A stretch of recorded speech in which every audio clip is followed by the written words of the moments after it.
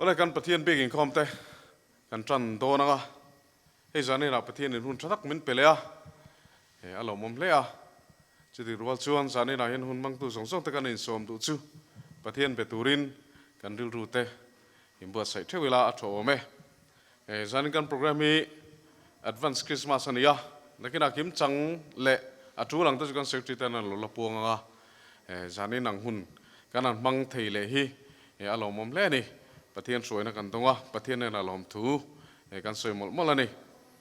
ti chuan ke in hun tam tak kamang lovanga e bible han sian na te pathian tu han sian na te kan enga kam ni katin han soi zon kan han soi som sokanga chumin holma chu kan program e anung lama e kan kal chho zel donia bible han sian tu ri isaiah bung kwa chang ruk atang hian kan sia tran mai nge athui lutuk lo nan kan ta no pang lo pianga fapa pekin kanom ta a rorel na chu ko ki a chuanga a minga chuan maka remruat tua pathian chaka chatuan pa remnalal antidon sia aram asaw zelanga arama remna in topin tai anei lovang davidalal thutlenga chuanga dik tak le fel takaro relin aron tinghetang tunatanga kumkho in Chanem ngai na chuan chung chu atiang ti tleng kan mai sela pathian tu kan chia tamal mi som sakro se kan lo chiar chan tak hi e kan an soi ngal deng mai nga hey advance Christmas kan an manga chumi achana ber chu e Christian ta hun pui ber a kan no pan lai pe ka chung kan ngak lel thei khop maya school kan an kala a Christmas don hai chuan ano pangang pun kan imbuat sebe kan te yang tok tokin entinge Christmas kan man nomang tren no pang eng lo de ta chuan te de ta ka chuan book ta sain ka ting kan hun ta pon bang thina ke ni pon kan an shep have roi roya chitiang ang chuan e hun kan an bang thina no panga tanga pui ting thenga kan nga fak hi ni thina Christmas hi chu chu enge ni kan an ti chuan zane kan share trap angin kan ta na min chandam tu la Jesu Krista lo pian na ani chutlai chuan hetlai Isaiah si ka poina ron si ka chutlai ka ron chia chu chana tak chu zani na kan chia chu chana tak chu e dik tak le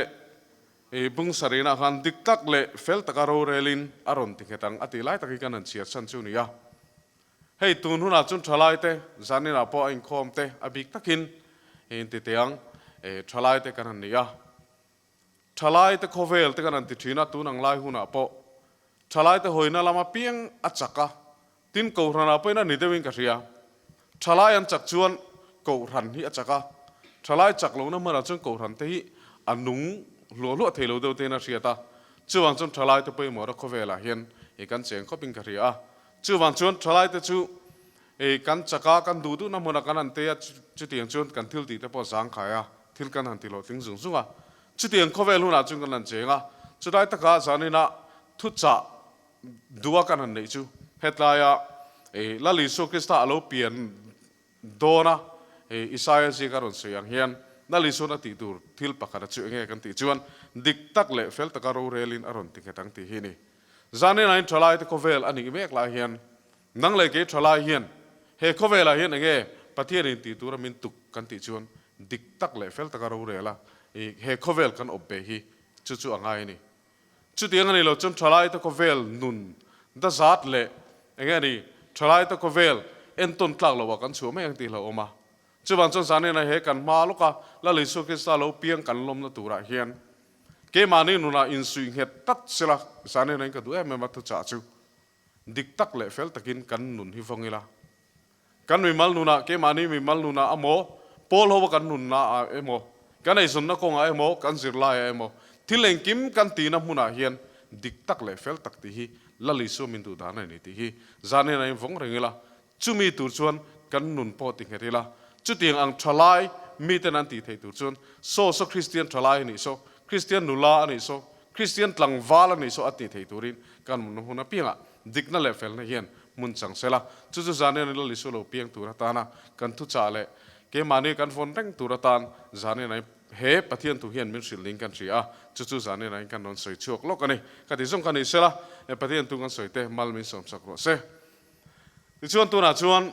e kan tran tu kan soma nula is Lalruatfeli kan soma he mi zoa hian kan secretary kan program te atulang hin arong kai suin ron puang do na ni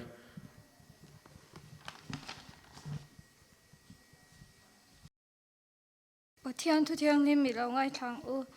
luka bung khat chang som thum panga changin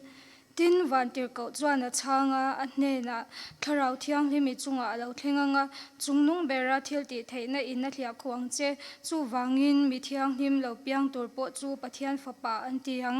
tin ngai te ilai chin nu Elizabeth po in atar nu in mi pa apaita a chingan ti thin kha tun thla hi a tharuk na ani to pathian thu chuak reng reng thil ti thei lovin a om lawang ati a tin marin ngai te lalpa boy nu kani I thuang zelin ka chunga thlengro se atia tin van tir ko chuan kal santa a le thupuan bung ni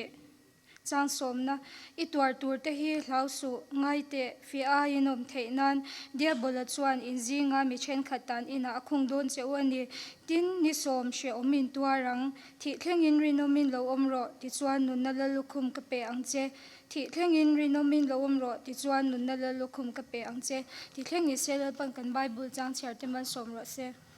lo tong chayang lalpa kan pathian min mangai tu nangin voini lenga minen kolna te min kai shoina te wangin lom thu kan shil che a zanina Christian chalai polte hun cha min pet le wangin lom thu kan shila che tun kum chunga minen kolna le imal somna kan don zonga lom thu kan shil che a mal som tla ko mani chuan nangin mal min som sakla kan ti swale ro mi ngai da mangche kan hun zongzeng kuta kan rong kol tir che a chungchui fa paiswa Krista mengin hena lom thu sei chungin kan ran di le amen Zaina kan program chim tu zong te kan lali so Krista mingin chibai bu ka cheu zain tang hian Christian thalai Paul Venghlui brand sang ne som ni Christmas program kan tran chodona Christmas level vet a hianin program pathum kan ruam mana zain hi tran na turania advance Christmas in kan tran dona zaina kan Hruaitu hi Tv.Zairemsanga ania malzai pan hi kan ngai thanga Nl.Lalremruati atang le pu ke Vanlalchama hen trai kan ngai thabok do ni kale ni som ni pakata khianin Emmanuel night kan mang lenga zan lampang ania thlir tu te miron thil le turin ka han ngin chewa Emmanuel night a hianin ko ran pawalai atang te ko ran meichia atang te terol chon hin khom nau pang chon hin khom le KTP tang ten zai ngai thak tur om don boka ni som ni pali zan khianin advance Christmas concert man an dona hemun hemin Hruaitu turin tlangwal isak lalram thara anianga tu soi toy pu si vanal dika kan assistant leader hena trai kan ngai thlapok dona hemuna hian branch sunga tanga zai thiam mei baka poda tangin nula sindi tlang nom branch kan be sei don bok ani ti chuan in ni som ni pariat akhian worship program kan nei lenga min Hruaitu rin pu vel mangai zuala kan treasure anianga ti chuan in tana hun mang turin nula roaming liani anianga tu soi turin kan leader Tv.Zairemsanga ai don bokani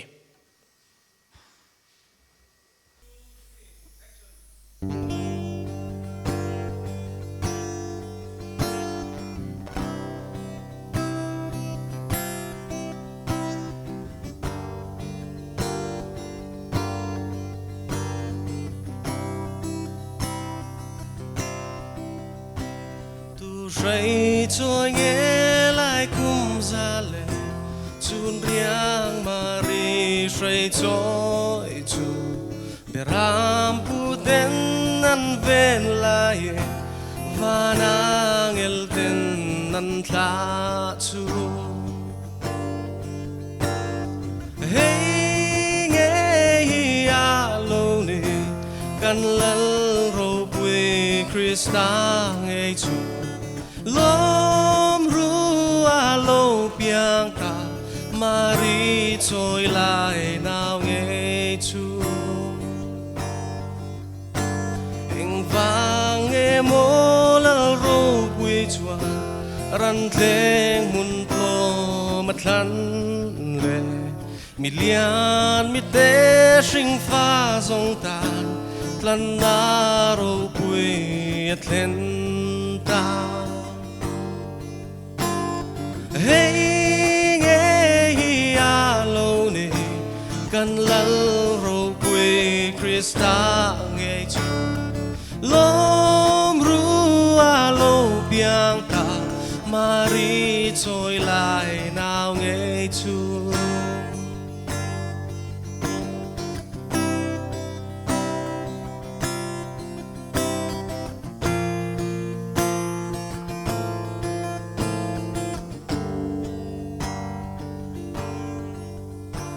Kan thin lung le thil pek la de ane na I panang chan dam na thlon pek ro pui chua kan thin lung lal la tru se hey hey ya lo ni kan lal ro pui Krista ngei chu ta mari trôi lại nào nghe chu hey nghe ya lo ni kan lal ro quê Krista nghe chu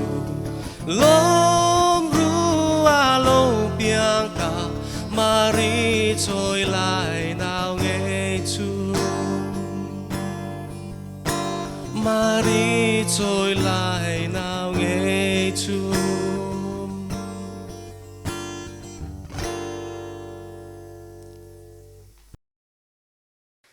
Ole tuhuna hianin lalrin oma Mapuia Memorial Running Trophy kan semdona anih kan branch committee member reng thina gospel fronate hunte pangmasa thina zaira hian ani hriatna trophy hi Bible cheer chua sangni somni chung amitata na ti ni a hi group in el na ni a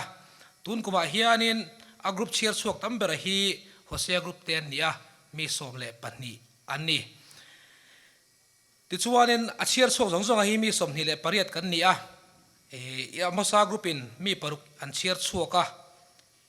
Isaiah group a mi paruk an oma ti chuan Daniela group atangin palian oma Hosea group le Amosa group hian group chairman tele secretary te an cheer chuak ve ve a Isaiah group la Nl.Lalremruati an group chairman te an cheer chuak ve lo thu kan ti kha kan tel ram du ni tuna chuanin group champion te ilo somang Hosea group te ilo somang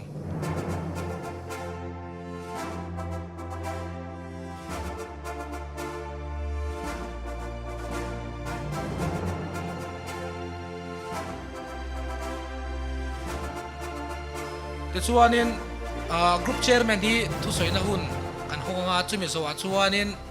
Mapuia chung te lampang nu chuan local boka ani hianin hun ron bang bok sela athawme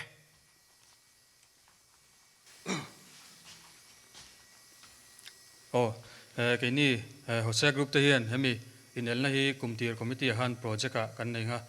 kan nei kan project te ti hlotlin the kan ti hlotlin theinan member te member kan tlona po kan soya anin thanem ngai takin taima takin an chair choka member chair chok zong te chunga group Hruaitu te ai oin lom thu ka soya lome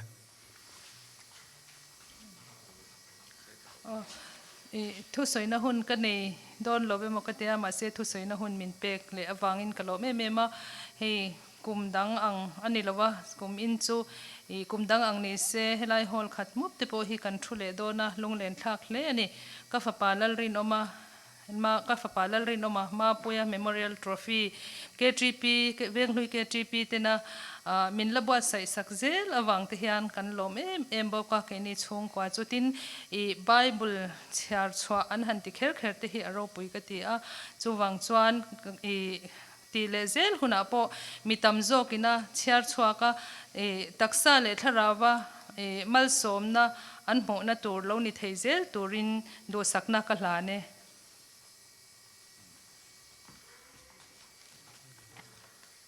Hosea group te chunga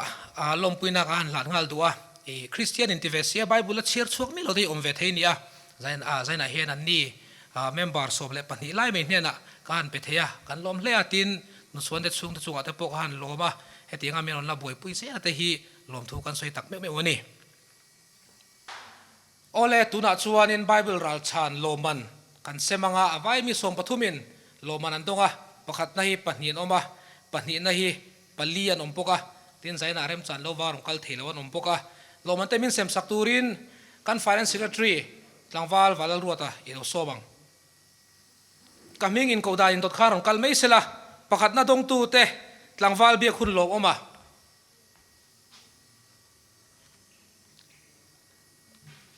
tlangwal Vanlalpeka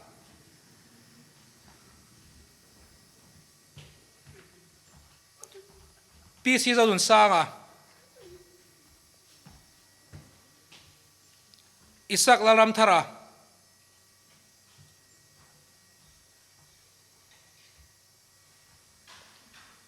Bilal Hruaitu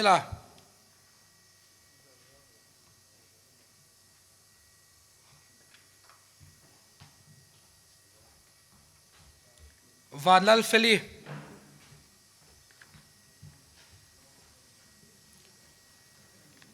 Lalnunsanga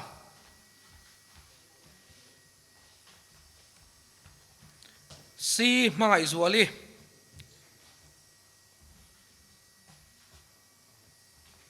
Benjamin Nl.Lalremruati Rachel Lalchhan himi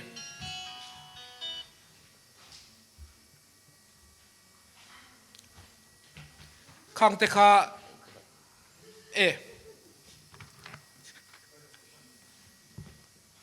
ron kal to mo kati manalom Bible ralchhan hi lockdown activity ta na branch committee na rela ni a Google form mangin chanchin tha bu te atangin he hun hi manani a ti choin chang tu tam tak zinga tuna mi te kha lawmman la thei ni a an chunga lom thu kan soe tlangwal ro ten chunga po lom thu kan soi ngal boke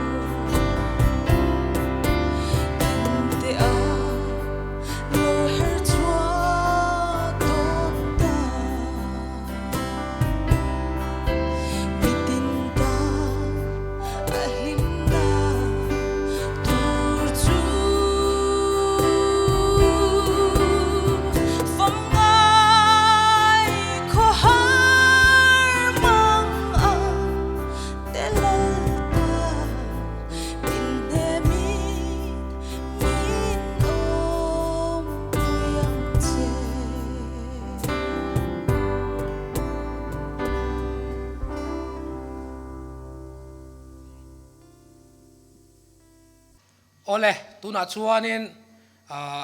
Christmas present pek kan dua Christian thalai pol te kumtin in biakin le che vela kan buai thei khop meya chunga chuanin han chet phuai chang te kan neya han nok chang te kan neya chutenga chuanin do thei taka min lo do thin tu kan biakin an kol tu hi Christmas present kan han pedua tin kumdang apo kan pe thin boka tun ko apo hianin pe le ni se kan tia tun huna hianin chumi hlan na hun chu kan manga kan leader lo chuak sela pukhu apo ron chuak tel nga se thawame kan leader hian soi du nei chuan han soi ngal bok sela thawe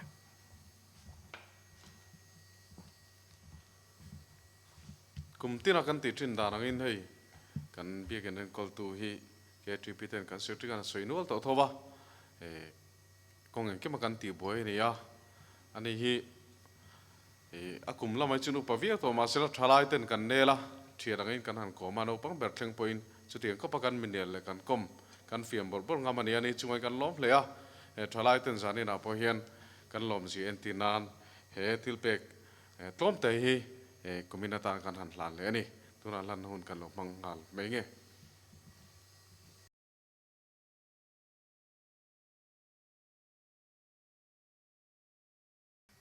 kumtina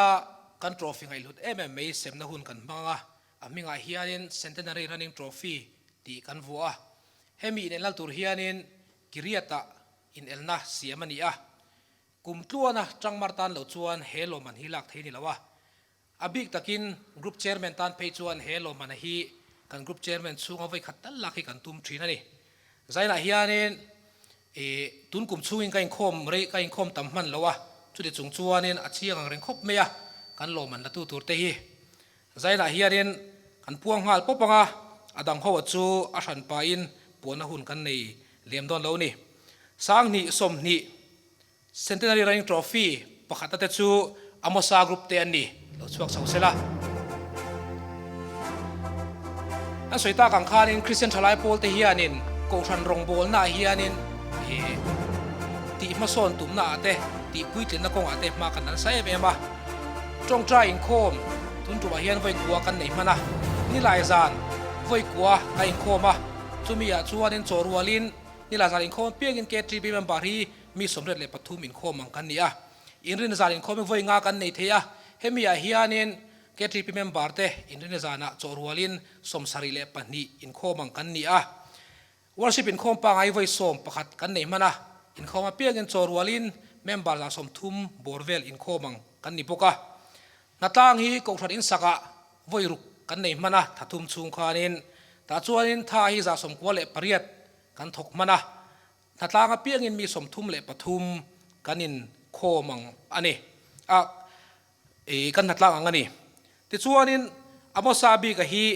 he kan soi a he chang worship in khom tong tra in khom ni lai za in khom inrin zarin khom pathian chon huin khom lazir minit som panga ma in chiarte natlanga te hian avain gold an la vekani te chuan in worship bika hian mi sangkhat chani le somret pasari anin khom mana tongtra in khom a hian zanga somli pasari anin khoma ni lai zan ain sari somnga panga anin khoma inrin zana mi zathum somruk pathum pathian chon nuwa zani somthum paruk te chuan in lazira hian sari som pakhat minit som panga in chirai zathum som sari pakua natlanga hianin mi zathum mi som kwale panga an thok chuak bok ani chu tun tuma thathum chung leka an achievement ni kan lom pui ema tin group dang te po khanin aron hnai don fiawa maro chu ingma hriat man lovin ti khanin lockdown min han chun zomata ka wangin hemia hi kan result ani hemi china point chiang koping kan ria tuna chuanin hemi lawmman sem turin kan leader kan somanga kan leader Tv.Zairemsanga lo sobang tin he trophy hianin cheng sang ni akeng tel bokani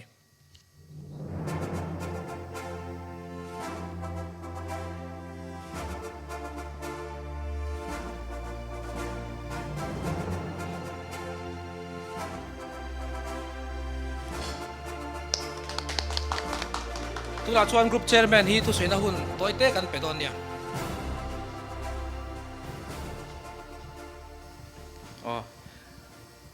kan secretary na soita kan khanin amusa group te mani to ka buai ve tak tak te KTP member te kan ni thina amaro chu kan theyang to kin KTP rongbol na inkhom te mei baka ko fran inkhom te kan ngai poimo tok le tia langa amusa group mingin amusa group member zong te nena lom thu kan soya tinga soile du chu KTP hi intihsiakna tu chu ani lawa amaro chu kan Hruaitu ten KTP rongbol na in ma son theina tan intihsiakna thiang hlim tak mai an buat sei thin hi keini group chon tha kan tia he lawmman po hi kan ngai lukhop maya chu wangin pathian ro puinan tin rongbol na be pia lama kan hatho na te kan ni tin nuna kong khat tala kan hlok puya ma kan son ngai the turin pathian in mal min som sakse ti kan du berani kan lo me